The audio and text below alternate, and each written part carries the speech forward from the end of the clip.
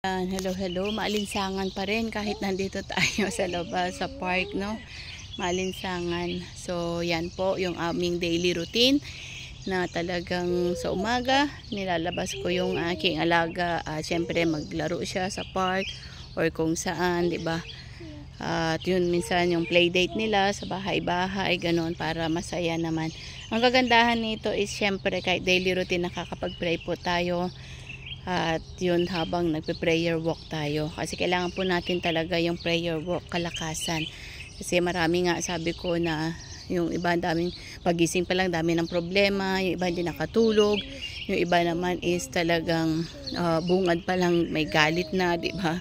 Yung iba naman di na nagising. So marami, but thankful tayo kasi every time bad or good mga news na narinig natin, we need to pray to God, no? Kasi siya lamang po ang may alam, siya lamang po ang may control ng lahat.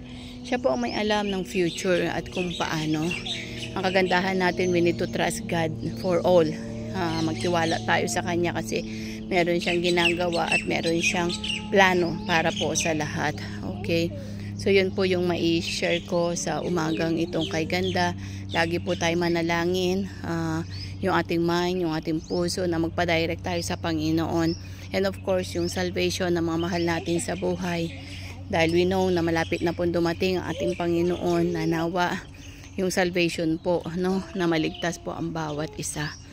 At yun, yung nangyayari, mga warnings na po yan sa atin upang tayo ay manumbalik po sa ating Panginoong Jesus. Dahil sabi naman niya na I am the way, the truth, and the life. No one come to the Father except through Him. Okay, si Jesus Christ lamang po ang daan at ang katotohanan. Okay, at sabi din niya na sa John 3:16, for God so loved the world that He gave His only begotten Son, that whosoever believeth on Him should not perish but have eternal life.